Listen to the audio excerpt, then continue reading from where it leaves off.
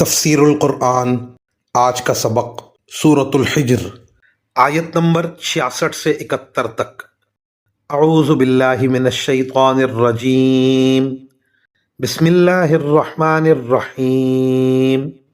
وقضینا الیہ ذلک الامر ان دابر ہؤلاء مقطوع مصبحین وجاء أهل المدينة يستبشرون قال إن هؤلاء ضيفي فلا تفضحون واتقوا الله ولا تخزون قالوا أولم ننهك عن العالمين قال هؤلاء بناتي إن کنتم فاعلین۔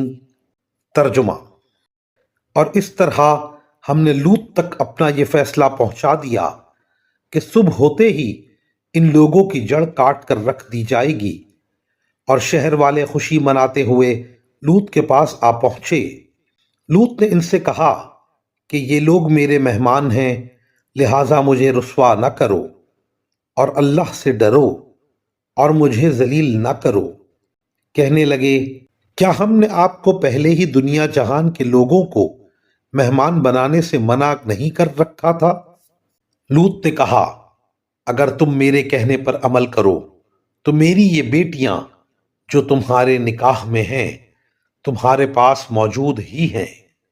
ان آیات کی تفسیر میں مفسرین کرام فرماتے ہیں، یہ فرشتے خوبصورت نوجوانوں کی شکل میں آئے تھے، اس لیے جیسا کہ حضرت لوط علیہ السلام کو اندیشہ تھا، یہ لوگ اپنی ہوس پوری کرنے کے شوق میں خوشی مناتے ہوئے آئے۔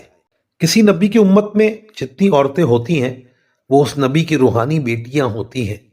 حضرت لوط علیہ السلام نے ان بدقماش لوگوں کو نرمی سے سمجھانے کی کوشش کی کہ تمہاری عورتیں جو میری روحانی بیٹیاں ہیں تمہارے گھروں میں موجود ہیں، تم اپنی نفسانی خواہشات ان سے پوری کر سکتے ہو، اور یہی فطرت کا پاکیزہ طریقہ ہے۔